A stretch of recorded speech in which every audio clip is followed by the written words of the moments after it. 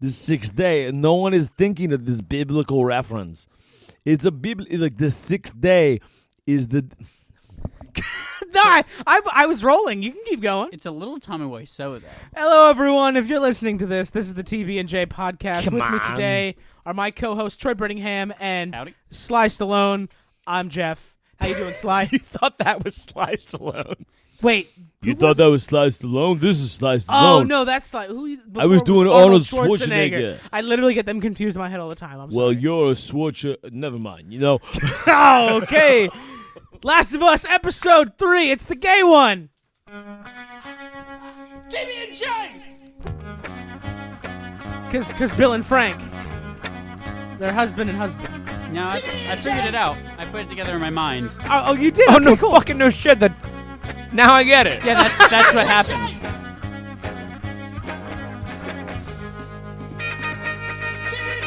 For real, I don't think this needs to be a debate. I think we're all three thumbs up on this episode, correct? Yeah. Yes. Absolutely. And one of my things I do in these episodes, I try to establish where they deviate from the game and not, because so far it's been pretty accurate. This is a complete deviation. The only thing that is similar is the conversations that Joel and Ellie have. And the one-on-one. fact that they're gay.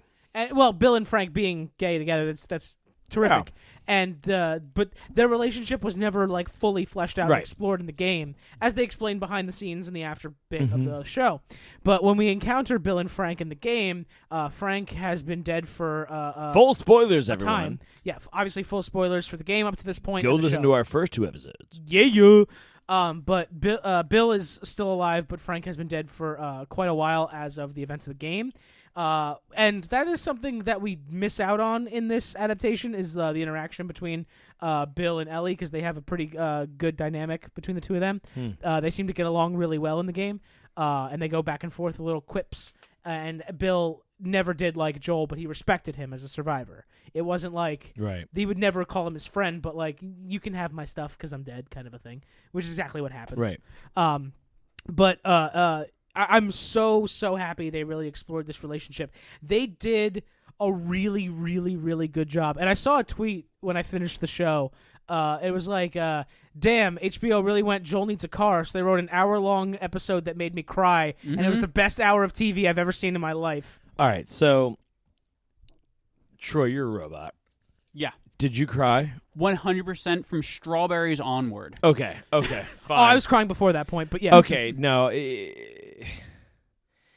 Fucking Nick Offerman, when he wakes guys. up in the morning and he explains what he's doing, and I didn't even watch it. I'm getting ready in the morning, and I'm just like,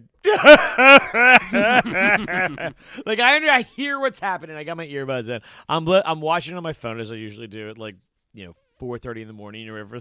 I'm getting ready for work. Because you wake up at a god-awful hour. And I'm just like watching around, and I'm just like, and I'm watching I watched the whole episode, right? And I'm just like, and I'm like, okay, I know the fare. I'm like, I'm down for the episode. You're not gonna get me. Not with this. Like, it's just it's like, okay, we This is episode 3. They're not going to get me yet. we're doing a thing. We're doing the thing where we, we put in traditional story, but we make them gay, and we do that, right? That's what happens. And I'm speaking from the perspective now of what's always in the back of my head of just my standard white guy, boomer, Gen Xer, old millennial, like that mentality of just yep. oh, so you're just making them gay. You're just gonna sure. make them gay. Yep. Well, so granted, 10 years ago, we were able to hint that they were gay, and then kind of acknowledge, if you're not a fucking idiot, that they're gay. From what I understand from the text, from what I've seen in the show, that it's implied that they're gay, and then what's her face? Ellie says what's this? That's a Playgirl magazine. So clearly their smut was gay smut. He's his partner. You can if you can't connect the dots, then you're so far in the fucking closet. I'm so fucking sorry. It's okay. We love you. It's the 21st century. You can come out. You're absolutely right. It was never spelled out. It was more implied and context clues. So whatever. It's not 10 years ago, they were doing the woke shit. This is just continuation of that and filling it out. So I want to just speak to the criticism that I know that some audience has, and I hope that someone hears. Because I get it. I get the idea of, like, questioning. I get the logistics of it. Like, of just being like, so it's a zombie apocalypse. And just these two gay guys meet each other. The fuck out of here. And one of the prepper guy, he's okay. It's such a suspension of disbelief. Fine, right? Sure. In this, I'm speaking from that sense of, like, do we get how people have that mentality? Because I hope it's going to be lost. But then we lose it, and we don't understand that mentality anymore. We don't understand that people existed that way. And then we don't understand the story, which is purposeful. What I realized during this is I tried to sit there and go, how do I speak to this criticism that it doesn't fucking matter? That, like, I don't want the fact of it to overshadow the story that they're going to try to tell. But then it dawned on me that, like, there's no fucking way to ignore it. The fact that, like, it is fucking unlikely for this story to happen. And I said, so then why is it a problem? Or why is it, what's the merit? The criticism here is, like, what's the merit? And the merit is that it's not the fucking story. If it was the same old fucking story that you always hear, then what would be the point of fucking telling it? Mm-hmm. Exactly. We hear this story because you can't identify. Whoever you are that can't identify with loving another man, then if you can understand what he's going through, it means so much fucking more, because it doesn't fucking matter who it is or what it looks like or what it is. You get that, like, when he fucking says, you're my purpose, when he's just like, I'm satisfied, or all of these fucking things. And I'm trying to remember the exact lines, and it'll come back to me as we go through it. Sure. But, like, this is why I think I love this central thesis that they went with, and this central theme that they went with the show, of just, like, the fear, the horror of love and what it means. And when he says, I was never scared until I met you. That's what love is. Where you're just like, you fucking ruined me because I was fucking so much strong. I was so much more indestructible before I met you. And that's, like, that line, and that's a great thing from Rick and Morty. That's a whole other news podcast, by the way. But the song "Can You Feel It" in episode 25, which I know I made you watch, Troy. Yep. Where it's just, there's a line in there that speaks to this exact idea. That's just like, I'm only vulnerable because of you, and that's love. And love is this just vulnerability, and they tapped into this in this episode to, like, a flood vein. Like, I wasn't even paying attention. I wasn't even looking at the goddamn screen. They just put the content in the words and the mood and everything about it, and it was just a mood. And I just walked around getting dressed and just looked at myself in the mirror and started ugly crying. And it was like, ugh. But this is why I fucking watch this shit. This is why I watch all these things. Those moments. I was in a similar boat of I procrastinated on this. Every other one I watched, like, day one. Episode 2 I literally watched, like, the second it came out. And for some reason this week I was just, like, busy or not feeling it or whatever at any given time. So I'm just like, usually I get off of work, I have to wait a little while, and then I head to Jeff's. And so I kind of procrastinated on it, and then I watched it, like, on my phone in my car, because I'm just like, again, like, it was like, hey, it's episode 3, like, right. you know, and it resulted in me. I usually like walk around like a mall before I come over Jeff. So I'm just in the mall parking lot in my car for like an hour. And just like literally like ugly crying, and if anybody drove past me, they're probably like, "What the fuck is that guy's problem?" Like, Just like, what else are we doing except trying to ugly cry with all of these shows? Because I really feel like that. Like one of the most times I was moved in recent memory was, Vox Machina. I recently cried. Before that, I did it at WandaVision. that's also true. WandaVision finale had me bawling, and like I'm just like, what else am I doing? Like I am when I say I am here because of these moments. I cried on the way to work one day because of like an episode of Game of Thrones, and it was literally the stupidest thing. It was like him saying goodbye to his dog, like Yeah. And I thought about saying goodbye to my dog, and I'm like, still, it was because of the cinema. It was because of the art that made me feel that, and I feel like that's not the norm for everybody, especially like I pretty much figured this podcast is more or less my version of therapy for the generation that didn't go to therapy. It is I'm glad it could save you money. It is supposed to be a replacement for that, though. Right. That's Ask what any podcasts- professional podcaster. That's what podcasts are for. I think that's just a way for guys to talk about their feelings Yeah, and they do it to the entire world in front of them. To, It's professionals. their microphone. I'm not. It's not intimate knowledge that I'm sharing here. Just Yeah. my thoughts on verse, like just my thoughts free. I watched this episode last night before bed. It was like 9:30 at night, and I'm usually in bed by like 10:30. So I was like, all right, I'll watch this real quick. I'll go to bed. I watched it. I was crying, and then afterwards, I was so genuinely moved and heartbroken. I needed to like. I went on my phone. I watched some Whitest Kids You Know sketches just to like mellow me out so I could go to bed. Just to like dig the cynicism in. Yeah, just so that I could like mellow the fuck out and You go are to my bed. child bride.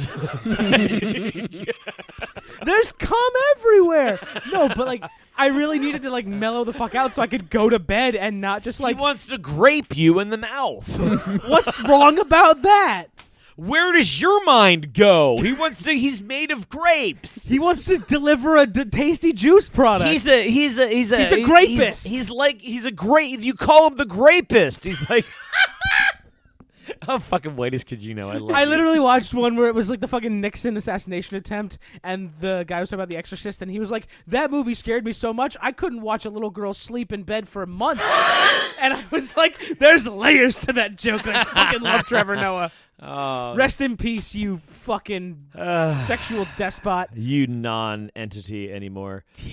But like, I was just so sad and heartbroken after that. I just couldn't exist It was for a while. Oh yeah, It I is- just went to work. It is definitely. It's Yeah, similar maybe, thing. It's maybe the most feelings I've had for anything that we've watched for this podcast. I Yeah. think I might actually agree with you. Like that fucking moved me. And then I'm on fucking. I always go on Twitter afterwards because I always good want. call. I know, Good right? plan. It gives me content, but I wanted to get the internet's like pulse on this. And I got directed to a TikTok that said, "Bitch, That was the most boomer thing I've said in a while. But no, I was on Twitter and people were like, "This isn't like masterpiece cinema. I think you're letting your recency bias get the better of you." And I'm like, dude, this has a 96% on Rotten Tomatoes. Like, you need to calm the fuck down. Not high This is- enough. Honestly, it's not high enough. And they're like, "Is this really as good as like Ozymandias and Breaking Bad?" And I'm sitting there like, yes, it is. And that's not recency bias. I watched Breaking Bad 3 times all the way through. Yeah. Sometimes This is certainly up there. Sometimes things aren't recency bias. Sometimes you're just like, oh God, This is good. Sometimes you're just uncontrollably crying in front of your mirror when you just finished your makeup. like you don't want to cry. at No, this you moment. don't. You just did your face. Okay. I was crying so hard, and I'm so glad that I was home alone in the living room, so I didn't have to worry about anybody coming in the room to see me. I was just crying so fucking I'm like, hard. my eyes are gonna be puffy. Like I'm like, Oh, I'm like I looked shit. I looked at every car passing when I was in the parking lot, making sure nobody looked at me. like I'm so proud of my cry. Like, I like walked- understand that I was just like, oh, this is so natural. It felt really cathartic to cry Of that course hard. it does. I just walked around the mall and I just hugged anybody I saw. Oh, I just yeah? walked up and I was just like, "Come on, bring it in." I Spread don't those want. I don't germs. want insincerity here. I want No, I- only sincerity. No, You don't know that I didn't do that. no cynicism in this episode. This is too fucking pure. It was just like I didn't. This is the first episode I haven't watched twice before the pod. I don't think I can watch it again. At I'm least not gonna yet. watch it again anytime I want to go cry because I haven't Yeah. even fucking seen parts of it. Is this our as a bunch of white guys? Is this our The Notebook? Do we just watch this Maybe. for a good I don't cry? I don't know. Like there's Like I've the new cried version of Old Yeller? I've cried at a plenty. Oh, Never sure. just the conception of what they were getting at, like in the general, like as they were leaning towards what they were getting at, I was like, "Oh, you motherfuckers!" Like they got me. Like it was the whole, and I'm sure there's just layers upon layers to unpeel here.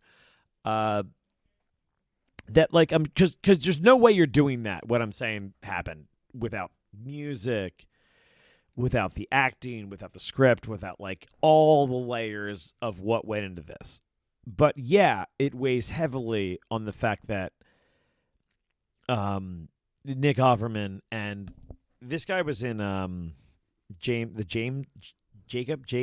Who did he play? James in this? Who is his name in this? In this, his name is Frank. Bill and Frank. Okay, Frank. Sorry. Bill And he's Frank. played by the actor Murray Bartlett, And I don't who's a Brit. know. I'm sorry, particularly who he Australian. is, Australian. but apparently he's thing. And they just okay. So I have a question. Is Nick Offerman to a conservative Milo Yiannopoulos or whatever his name is? Like, is he like Milo is the gay man who's a staunch conservative? Not anymore. Yeah, He yeah, went yeah. to conversion therapy and Whatever. said it What- works. I'm sure. I'm just saying. When you look at it objectively, when you look at it from the conservative perspective, when you look at Nick Offerman, do you just see Milo as like this guy who's like, oh yeah, I'm gay, and it's like okay, and it's like, and I still fucking hate all of this liberal shit. And is Nick Offerman just like the gun-toting, like, yeah, I love the Second Amendment, but like, oh fuck you? It's almost like either you're lying or fuck you. Like, like that's what it is. When a conservative looks at Nick Offerman, do they not give him all the benefits of the doubt that I give him? They Or- might. or do they just sit there and go like, this fucking asshole? Like, either you're lying or fuck you. I Like, mean, do you know what I'm saying? Like, Yeah, like no. imagine like being Nick Offerman. Like he is a Renaissance man. Like he is like Yeah, he's generally libertarian. He's generally like for like being your own person. He is like he exhibits these things. But the problem is that conservative isn't really about living his life. They're more like, oh, you're a fucking elitist because you actually did the things that we say we want to do or have the freedom to do.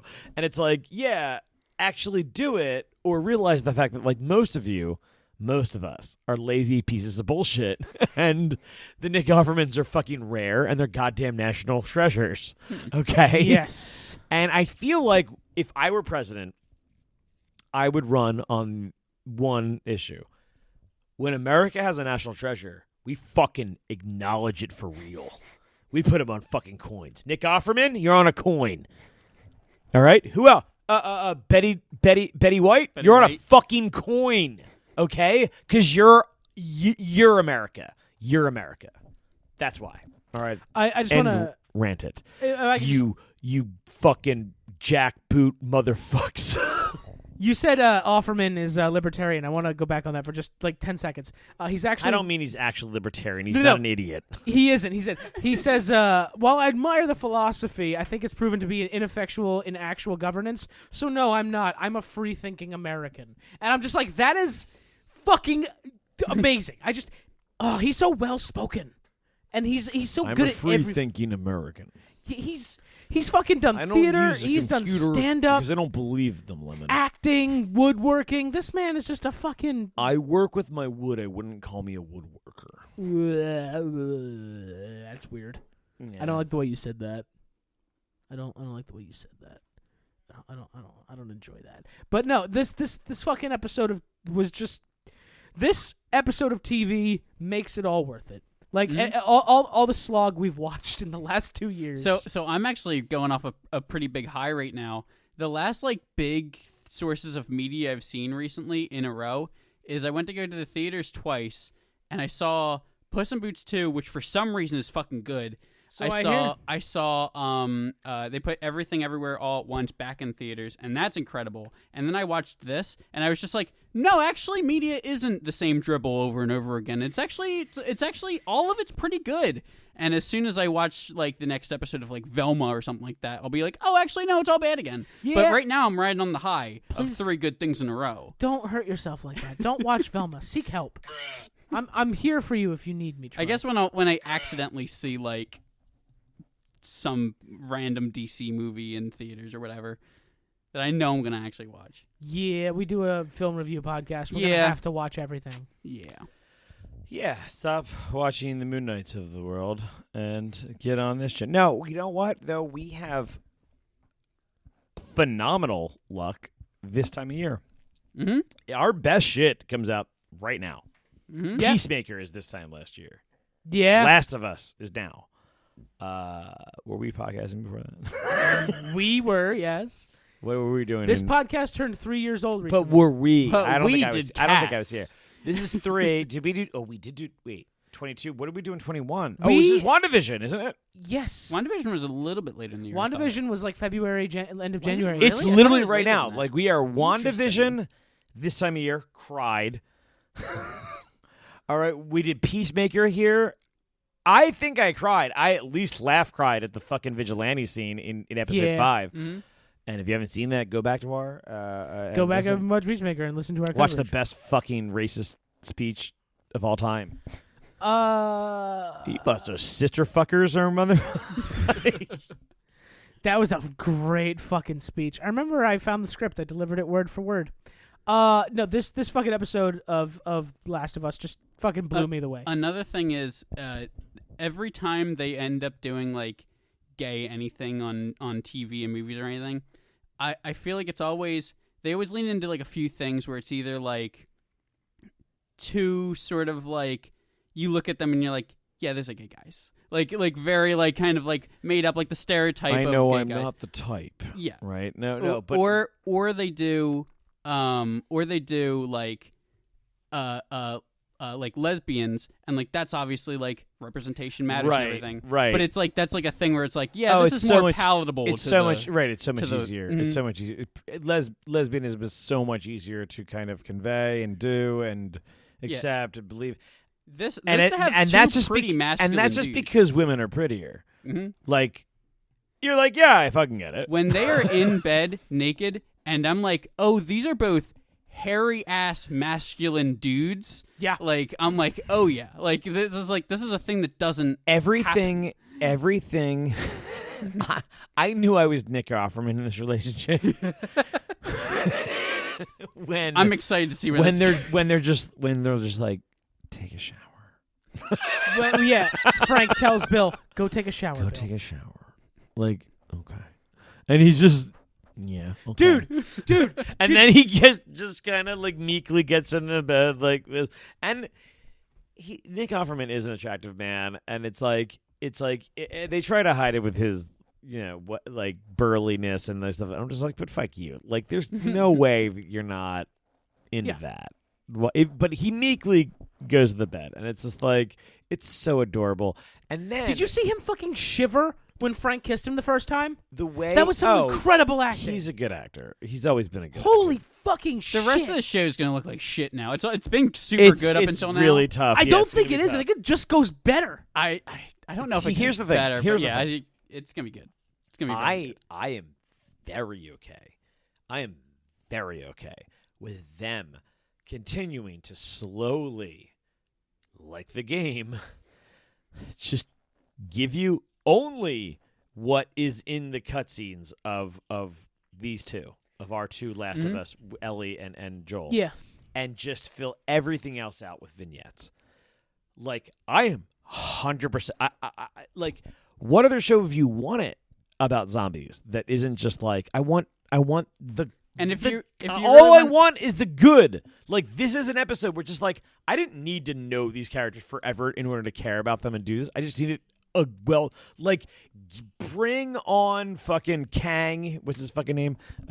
Jonathan Majors. Bring in Jonathan Majors episode where he like does some shit for his, I don't know, dog or something. Like, and like I want to see. Give me that episode. Give me I Am Legend, but with Jonathan Majors. like give me that. Like, well, give me it's these funny you episodes. say that. I Am Legend 2, starring Michael B. Jordan, slated to come That's out. not real. Swear to God, it got announced last year. Will Smith is coming back as his character, and That's Michael the B. Jordan. equivalent of the advertisement for Superman Batman that's in I Am a Legend. That's the equivalent of that. We were in literally real life. talking about I Am Legend. We were talking about this before you Me, showed up. Troy, and John were talking about I Am Legend before you got here. Well, you know what? A sequel was announced last Maybe year. you guys shouldn't talk anymore. Will Smith is coming back as his character, and The one that blew up, by the way. and Michael B. Jordan is co-starring and co-producing. Yep, that's about the reaction we all had too. Can we talk about this show again? Yeah, let's go back Yes, to the good please. show, please. My Mauhive. My wife. The female. I said I cried like a baby. By the way, at this most recent episode, it's not your show, but man, was it good. They proceeded to read an entire synopsis of the episode and like start talking like they'd watched it. Like she's just like, oh, and like naming the lines like, I didn't know fear until I met you. Which she like yells at me about all the time. And I'm like, yeah, like I get it. This episode was literally our relationship, and this is what was so amazing the whole time. I'm just like, no, this is literally me and my wife. It doesn't matter. Like, it doesn't. When I look at a blonde woman and a blonde man talk to each other, like I'm like, well, I can't see myself in them. I don't get it. It's gross, or like they're not me. Like, it's no different. Like, they could be fat, they could be aliens, they could be birds. That's a good point. How many of the same people are just like, you know what? Gamora and Guardians of the Galaxy. We're talking about Guardians of the Galaxy. Like, shit, they're not human. Yeah. Like, I don't get it. Like, oh, your wife was also it raised by a doesn't tyrant matter who wants if to you adopt are physically attracted to this person or you understand they're attracted to one another.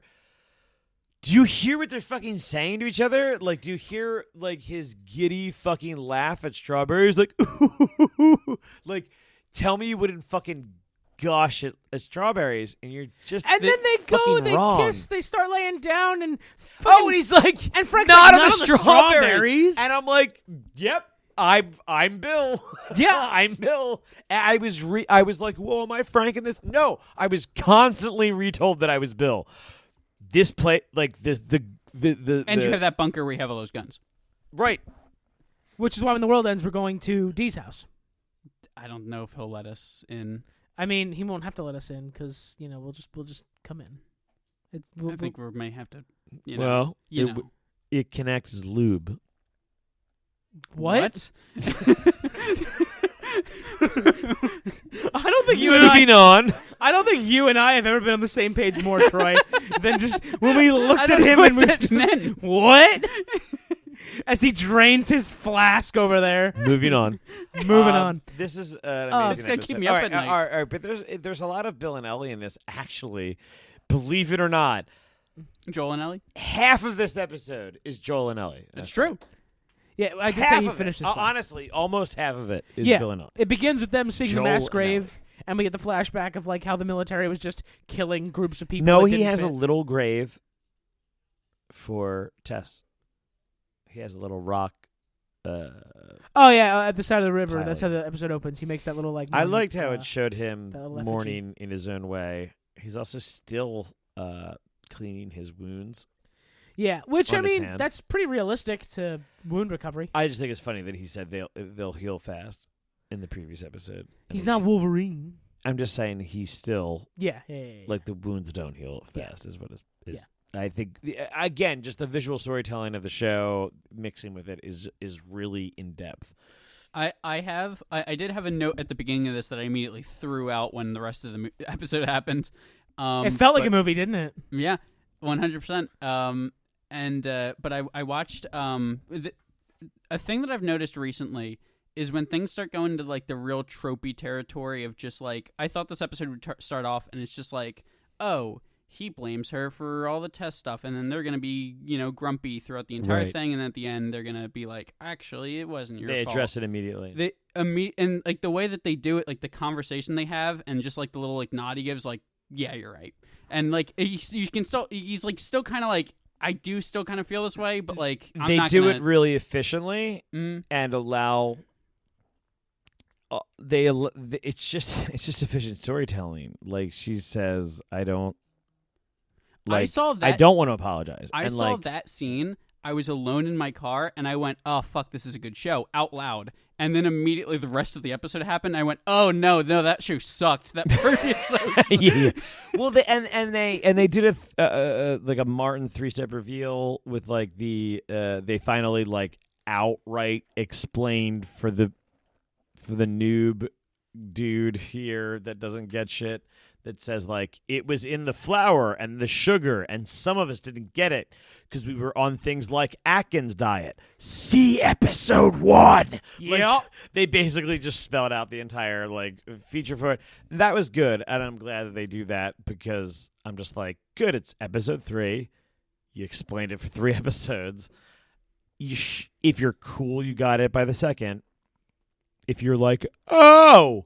no shit. Like, you were really slow in English class. Like, probably.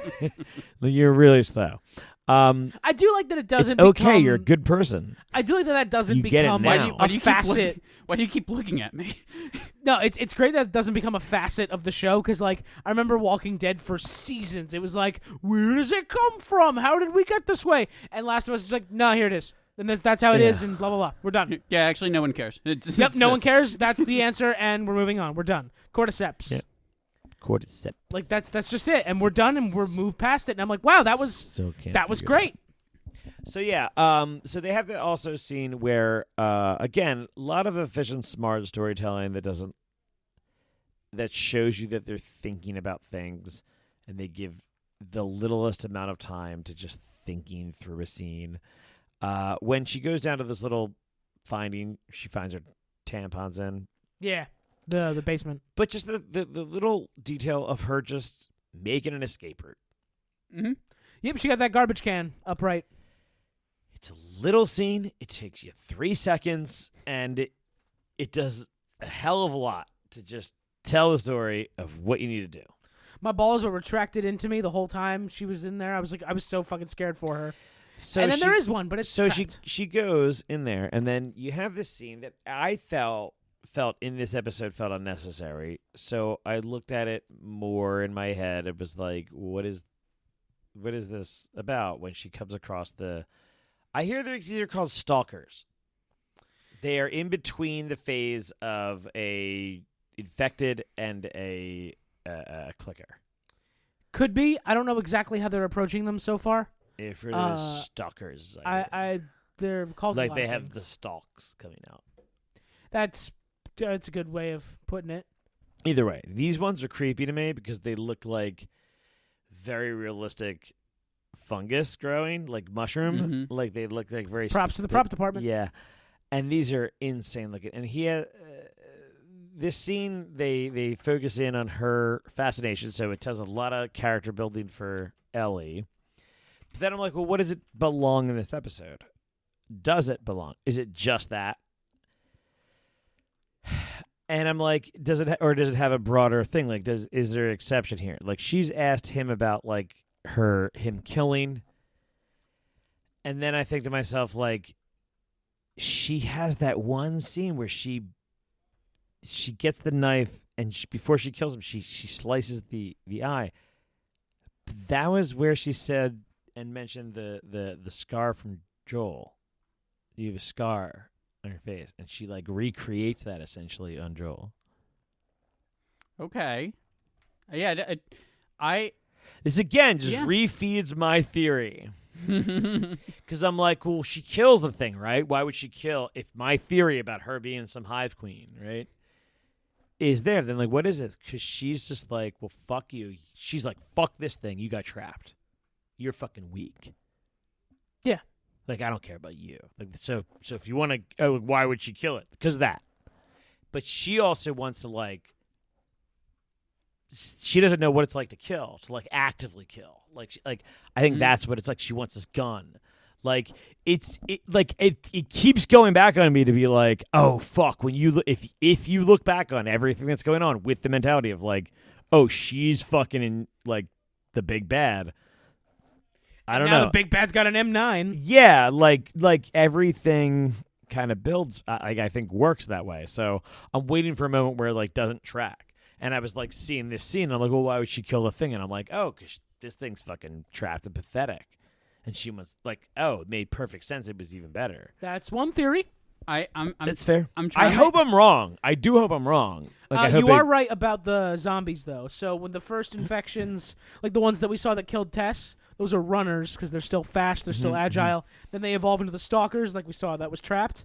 And then they evolve into the explodey head bits that just click, and those are the clickers. Okay. And then we get bloaters, but we'll get into those when we meet them. Right. You had a point, Troy? was gonna say that I do have like I'm trying my best not to like ever spoil anything because my favorite part of these episodes are like Dee's conspiracy corner of like what the show's about. Yeah, that is a nice just place because, to be. And I also try to think about it of like somebody who's like played all the games who's also listening to this. Like, what are they like? Are they like wow? I can't believe he's picking up on this, or are they just like, no, you idiot, clearly this isn't happening, and then as somebody who knows what wrong. happens, I will tell you, wrong. I'm in one of those camps because I have seen the games. I know where the game goes. I haven't played them, but like I have no idea. So like I have to assume I'm wrong. But like I like seeing it from that angle. I will add fuel to the fire. I did sort of realize with this episode that in the very intro sequence, they're sort of like created by the fungus in the Last of Us sequence. Right. No, that makes sense. I saw that and immediately was like, also they could change the original content. They absolutely can, and I'm completely okay with that. If they deviate completely and do a whole new thing, that'd be fucking awesome. Also, there's questions on what they're gonna do with season 2 because half the internet fucking hates that game and half the internet loves it. And they can deviate like a septum. Last of Us 2, the people who hate it didn't understand it, so I don't want to get into that. I'm not in the camp of I think I know, that but it's valid. there was a thing you're supposed to understand, and they didn't, so they fucking hate it. Anyway, another thing I want to point out real quick is that so they've been on Endor this whole time. No, the song "Long, Long Time" that the boys play on the piano, and it's gonna be a long, Ellie, long time. Different song, and the song that Ellie plays off the tape in the car at the end. After the premiere of the episode, in the last 2 hours of Sunday night, it saw a nearly 5,000% increase on streams on Spotify. I'm not a music guy. I thought about listening to downloading it. Yeah, the episode running also up that hill, running up that hill. Similar to the Stranger Things, I guess. Yeah. The episode also had a 12% increase from viewership in the last week and 37% increase from the premiere 2 episodes ago. This show is doing fucking gangbusters. The viewers are not dropping off. They are increasing, and they're increasing a lot. And that's not something that's easy to accomplish in the day and age of streaming. I'm not one of those numbers. I always have to watch it like the next day on HBO Max because I have to get up early on Mondays. You know, I also don't... HBO's killing it, right? I mean, in this particular regard, yeah. And for White Lotus, apparently, that I didn't watch, but apparently it's like fucking amazing. Oh, fuck White Lotus. Here's the real deal. Well, fucking Frank from the show was in for White Lotus. He got a Primetime Emmy. Peacemaker. HBO Max, yeah? Mm-hmm. House of the Dragon. Yep. Last of Us. Yep. Like... Velma. Shut up. Exception that proves the rule. Yeah. That's not a thing. There's not an exception that proves the rule.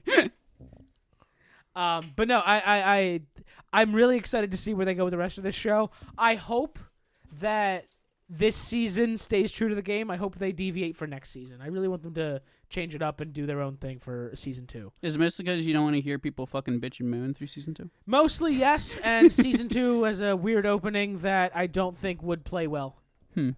I know. I kind of. You know what I mean? Yeah. D doesn't, so I'm so intrigued to like. The less you know, the better, and I'm so sorry. I'm inclined. Listen, I'm one of the camp to be like, hey, there's gonna be. It's rare that I have a IP that like I'm not fully in tune with, and that I get to experience for the first hand. And usually I can't even withhold myself. I'll be like, oh, I'll fucking watch these things, and it wouldn't even take long. But like, I'm happy to kind of have that experience occasionally, so I'm trying to keep it as long as I can. And I'm very much trying to keep that for you, especially because, like, I know with the boys, we're kind of loose with our comic spoilers versus the show. Yeah. And I think that's because Kripke deviates so far from the source material to make the show that it's almost a completely different property except the names. However, with Craig Mazin and Neil Druckmann doing Last of Us, it's so in tune with the games. I do not want to spoil the games because I know it's going to show up in the show. Yeah, and I don't want to do that to D. With the boys, it's like half of me fears that they will follow through with the comics, and then half of me fears that they won't. And it's like, oh, I don't know how this goes because it's going to be weird. I mean, if they do, they have to make a lot of weird left turns at this point. Yeah, I don't know. No, I don't think so. I think they have to make easy turns. They just have to just start now. Well, yeah, I guess that's true. You just apparently Noir is going to be back in season 4 in some respect, which was a D call, and everybody said, "Nah, you're crazy, idiot. You dumb idiot." He died, and he cartoon died. Well, everybody knows cartoon deaths are totally dead. Irving died, but maybe there's a new Noir under the mask because it's literally a faceless hero. Diddly-doo. It's so fucking weird. Anyway, this episode of television might have been one of my favorites in recent history, and now it is episode 3. You guys know what that means? We have to give a rating. We have to give it a letter grade. We have to give the premiere, episode 2, and episode 3 a fucking letter grade. And we are going to start with the harshest critic in the room, D. Oh, well, that's a bad intro because I'm going to give this an A+. Of course, Troy. I would give it above an A+. If we have like an S tier, I'd we do it. Not. I'll do an A+. Then. I will also do a fucking A+. This show has blown me away in every aspect. Every single thing that I think is like, oh, that's a risk. It's like, no, this is fucking perfect. Yeah. Everything about this show so far has been fucking stellar. And Craig Mazin and Neil Druckmann are geniuses at what they do. I'll watch anything Craig Mazin puts his name on, and I will play any fucking game that Druckmann touches. They went 8, 7, 10, right? Yes. In terms of their like progression of episodes. It's like 8, 7, 10. They like if you want to go they did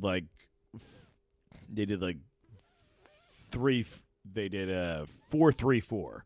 Like in terms of like they just did whatever scale you want to put it at. They did high marks and they gave you room to show you what it can be at its heights. So they showed you what it can be on the reg. It showed you like maybe what you should pass as like a standard episode. Like episode 2 is cool. It's cool. Like it's got the clicker, it's got the action, it's got the car. It's got Tessa's sacrifice. Right, it's got these things, it's got the creep factor, it's got all those things. That should be like standard.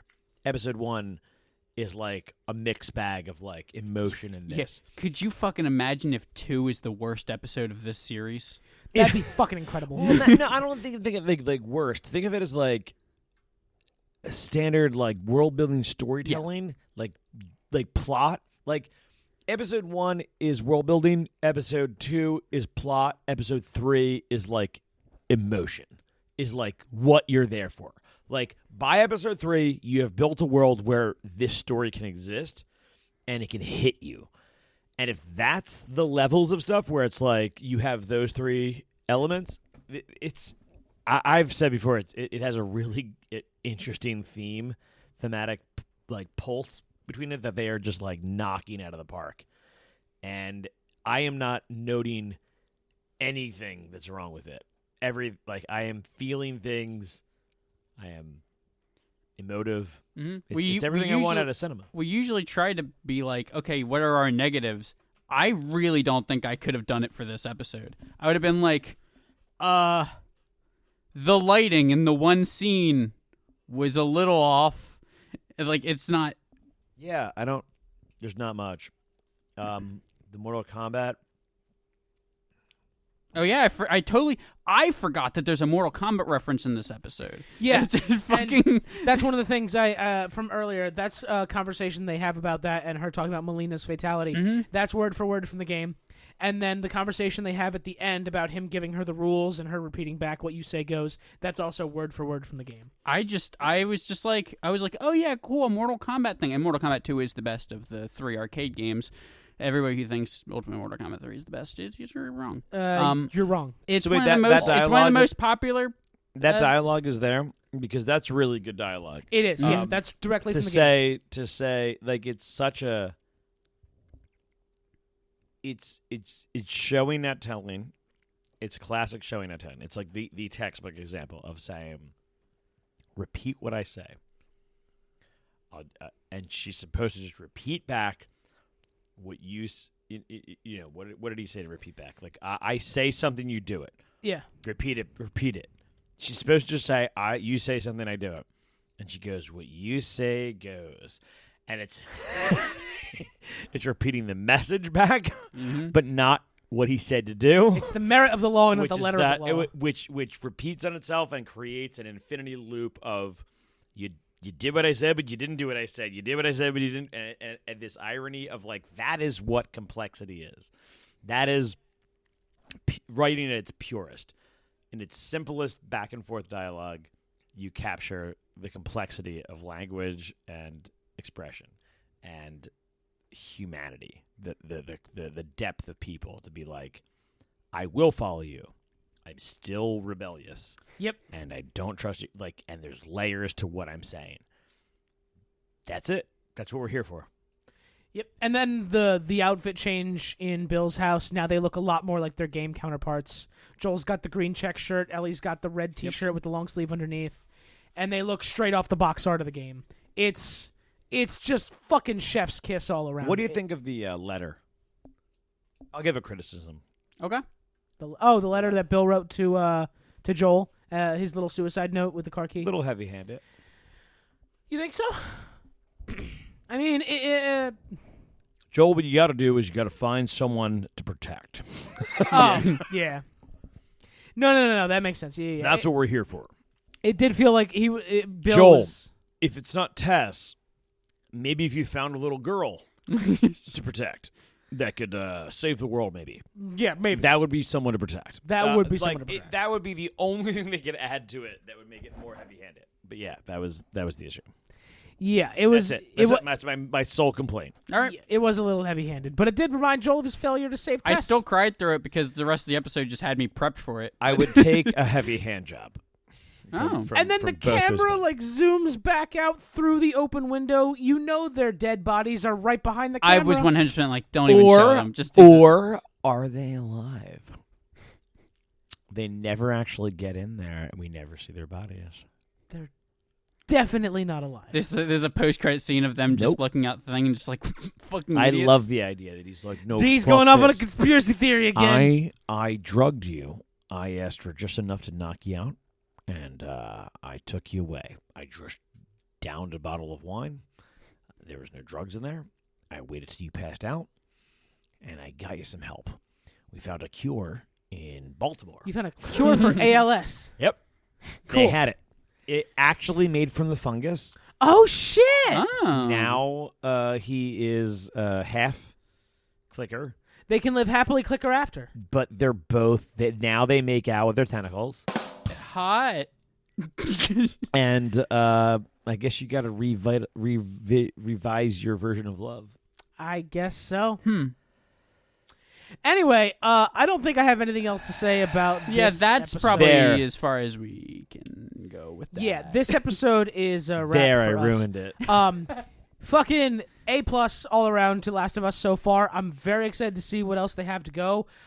This is the first show or thing at all that we've covered in a while that I've been excited to look forward to. Like, I'm actually excited for episode 4. Since last January. Yeah, Peacemaker, I think. Yeah, so fucking stay tuned here with TB&J for episode 4 through the rest of them, and then season 2 whenever that happens. 'Cause it just got Also, renewed. go back and listen to our bad episodes. Yeah, go listen to the bad episodes. Listen to Yeah, how all the far ones- we've come. Yeah, look at how bad we were. And how I think the good first this episode is. we did was Cats the movie. You'll really appreciate how good this is if you hear our old stuff. I went and saw Cats the movie in theater 3 months before COVID, and fucking boy howdy was it a thing. So go listen to that if you hate yourself. And if you love yourself, then like and subscribe. And stick around and love us, please. I need attention. And if you don't love yourself, it'll probably make you love yourself a little bit more. Yeah, that's That's it. how we mental health only works. promise love. Yeah. I feel like that's a slogan We for... promise you love, and that's it. No more, no less. What a great thing to go out on.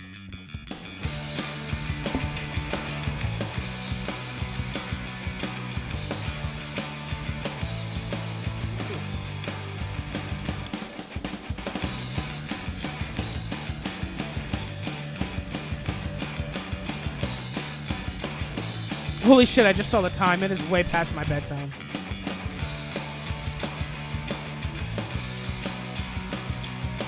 Time flies when you're being loved. You wouldn't know. The TB&J podcast does not guarantee love by any means.